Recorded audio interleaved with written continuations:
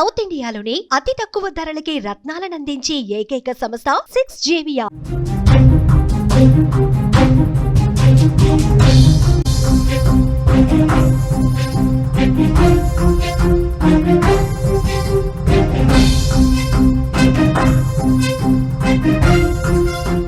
సుప్రీంకోర్టులో వివేక హత్య కేసు విచారణ వచ్చినట్టుగా తెలుస్తుంది. మరోసారి సుప్రీంకోర్టు వాయిదా వేసింది. కేసులో ఇంకా విచారణ అవసరమా అని కూడా న్యాయస్థానం అంటోంది. సాక్ష్యాలను ధ్వంసం చేశారని సిబిఐ న్యాయవాది చెప్పుకొచ్చారు. సమగ్ర వివరాలతో అఫిడవిట్ దాఖలు చేయాలని కూడా సుప్రీం మరోసారి ఆదేశించినట్లుగా సమాచారం. వచ్చే విచారణను ఈ నెల 16వ తేదీకి వాయిదా వేస్తున్నట్లుగా కూడా కోర్టు తీర్పునిచ్చింది. మాజీ మంత్రి వైఎస్ వివేకానందరెడ్డి హత్య కేసు విచారణ మళ్లీ వాయిదా పడింది. అఫిడవిట్ దాఖలకు సిబిఐ కోరడంతో తదుపరి విచారణను జస్టిస్ ఎంఎం సుందరేష్ ధర్మాసనం ఈ నెల 16కి వాయిదా వేసింది. సమగ్ర వివరాలతో అఫిడవిట్ దాఖలు చేయాలని కూడా సుప్రీంకోర్టు ఆదేశించినట్లుగా తెలుస్తోంది. ఇక ఇదే అంశానికి సంబంధించిన మరింత సమాచారాన్ని మా ప్రతినిధి సుదర్శన్ అందిస్తారు. సుదర్శన్, సుప్రీంకోర్టులో మరోసారి వివేకానందరెడ్డి హత్య కేసు విచారణకు వచ్చింది. ఇప్పుడు 3 వాదనలు జరిగాయి. ఇక్కడ ఒకటి, నిందితులు ఎవరైతే ఉన్నారో వాళ్ళ బెయిల్ రద్దు చేయాలంటూ సునీత వేసినటువంటి పిటిషన్ ఒకటి, అలాగే వాళ్ళ నిందితుల బెయిల్ రద్దు చేయాలంటూ సిబిఐ వేసినటువంటి పిటిషన్ ఒకటి. ఇప్పుడు మరొకటి, సిబిఐ ఈ కేసులో ఇన్వెస్టిగేషన్ పూర్తి చేసిందా, ఇంకా చేయాల్సి ఉందా అనే దానిపైన కోర్టు అడిగినటువంటి ప్రశ్న. ఈ మూడింటికి సంబంధించి ఈ రోజు విచారణ జరిగింది. అయితే దాన్ని నిర్ధారించుకోవడానికి మాకు కొంత సమయం కావాలంటూ సిబిఐ లాయర్లు కోర్టు దృష్టికి తీసుకువచ్చారు. సంపూర్ణ వివరాలతో ఈ నెల 16వ తేదీన సిద్ధంగా ఉండాలి, అఫిడవిట్ వేయాలంటూ కూడా సిబిఐని సుప్రీంకోర్టు ధర్మాసనం ఆదేశించింది. అంటే సిబిఐకి గతంలోనే సుప్రీంకోర్టు ఒక డెడ్ లైన్ పెట్టింది.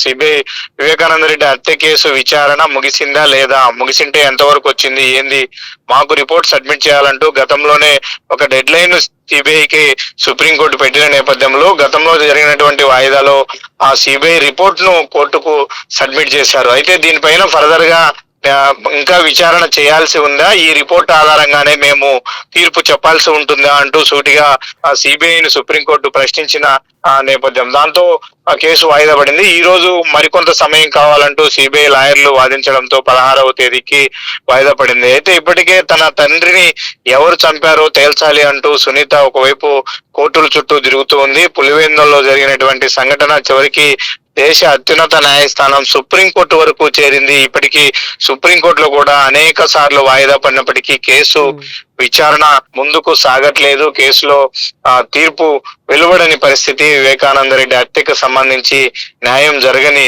పరిస్థితుల నేపథ్యంలో ఇప్పుడైనా ఈ కేసు విచారణ ఊపందుకుంటుందా లేదా, ఎందుకంటే మొదటి నుంచి కూడా ఈ కేసులో సిబిఐ మీద కొన్ని ఆరోపణలు వినిపిస్తూ ఉన్నాయి.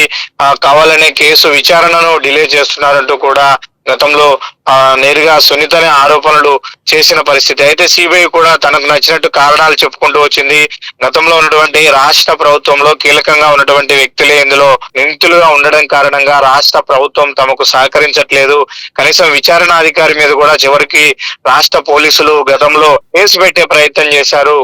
కాబట్టి ఈ ప్రతికూల పరిస్థితుల్లో విచారణ ఆలస్యం అయింది అంటూ కూడా సిబిఐ తన వాదనలు వినిపిస్తూ వచ్చింది. ఏది ఏమైనప్పటికీ ఫైనల్ రిపోర్టు ఇప్పటికే సుప్రీంకోర్టుకు సిబిఐ చేర్చింది. అయితే ఆ రిపోర్టు ఆధారంగానే కేసు విచారణ పూర్తయిందని భావించాల్సి ఉంటుందా, మళ్ళీ ఇందులో విచారణ కొనసాగాల్సిన అవసరం ఉందా అని కోర్టు ప్రశ్నించిన నేపథ్యంలో దాని మీద పూర్తి క్లారిటీతో ఈ నెల 16వ తేదీన అఫిడవిట్ దాఖలు చేస్తామంటూ సిబిఐ న్యాయవాదులు సుప్రీంకోర్టుకు తెలిపారు. దీంతో ఈ కేసు 16వ తేదీకి వాయిదా పడింది. అంటే సునీత ఏమన్నా అంటున్నారా మళ్ళీ వాయిదా పడిన నేపథ్యంలో వివేక హత్య కేసుకు సంబంధించి? సునీత ఒకటే ఆరోపిస్తూ ఉంది, ఈ కేసును వీలైనంత తొందరగా విచారించి కోర్టుకు రిపోర్ట్స్ సబ్మిట్ చేయాల్సినటువంటి సిబిఐ తాత్సారం చేస్తూ ఉంది. అందులో ఆమె చాలా వరకు మళ్ళీ సుప్రీంకోర్టును ఆశ్రయించు కొన్ని ప్రైవేట్ పిటిషన్లను కూడా వేసిన పరిస్థితి. ఎందుకంటే ఒకవైపు ఎవరైతే ఆరోపణలు ఎదుర్కొంటున్నారో, నిందితులుగా చేర్చబడ్డారో వాళ్ళలో చాలా మంది బెయిల్ పైన దర్జాగా తిరుగుతున్నారు. వాళ్ళు కొంతమంది సాక్షులను బెదిరిస్తూ ఉన్నారు. చివరికి తాను పులివెందులకి వెళ్లాలన్నా కూడా భయంగానే వెళ్లాల్సి వస్తూ ఉంది. ఎందుకంటే తన తండ్రి హత్య కేసులో నిందితులుగా ఉన్న వాళ్ళు చాలా మంది బయటే ఉన్నారు కాబట్టి వాళ్ళ నుంచి తనకు ప్రాణహాని ఉంటుందని కూడా ఆమె గతంలో ఆరోపణలు చేసింది. ఆమె ఎప్పుడు పులివెందులకు వచ్చినా కూడా ముందుగా జిల్లా ఎస్పీకి ఇంటిమేషన్ ఇచ్చి ఆయన కలిసిన తర్వాతే పులివెందులకు వెళ్తున్నటువంటి పరిస్థితుల నేపథ్యంలో ఈ కేసును తేల్చాలి అని ఆమె మొదటి నుంచి కూడా ఒత్తుకుంటూనే ఉంది. అయితే ఆమె విన్నపాన్ని, ఆమె ఆవేదనను ఎవరు అర్థం చేసుకుంటున్నటువంటి పరిస్థితులు లేవు. ఇప్పటి చివరికి ఆమె పోరాటం కారణంగానే ఇంతవరకైనా ఈ కేసు ముందుకు సాగింది. అయితే సిబిఐ ఈ కేసును తేల్చడంలో తాత్సారం చేస్తుంది అన్నది చాలా స్పష్టంగా అనిపిస్తుంది. ఎందుకంటే ఫైనల్ రిపోర్టు అంటూ ఒకసారి సుప్రీంకోర్టుకు సబ్మిట్ చేసిన తర్వాత కూడా మళ్ళీ మేము అఫిడవిట్ వేస్తాము, దీంతటితో సరిపోదు అంటూ సిబిఐ చెప్తూ ఉందంటే ఈ కేసు విచారణ ప్రాపర్ గా సాగట్లేదు. ఇప్పటికీ ఖచ్చితమైనటువంటి నిందితులు ఎవరు, దోషులు ఎవరో తేల్చలేని పరిస్థితుల్లో సిబిఐ ఉంది. దానికి సంబంధించినటువంటి స్పష్టమైన ఆధారాలను కూడా సమర్పించలేకపోతుంది అన్న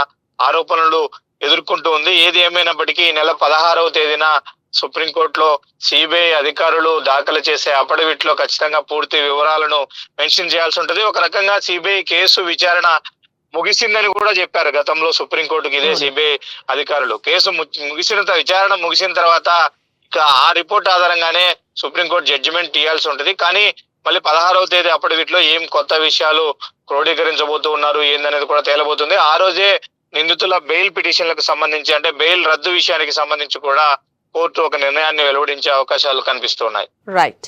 విధంగా మాజీ మంత్రి వైఎస్ వివేకానందరెడ్డి హత్య కేసు విచారణ మళ్లీ వాయిదా పడినట్లుగా తెలుస్తోంది. అఫిడవిట్ దాఖలకు సిబిఐ కోరడంతో తదుపరి విచారణ అయితే జస్టిస్ ఎంఎం సుందరేష్ ధర్మస్థం ఈ నెల 16కి వాయిదా వేయడం జరిగింది. సమగ్ర వివరాలతో అఫిడవిట్ దాఖలు చేయాలని కూడా సుప్రీంకోర్టు ఆదేశించడం జరిగింది.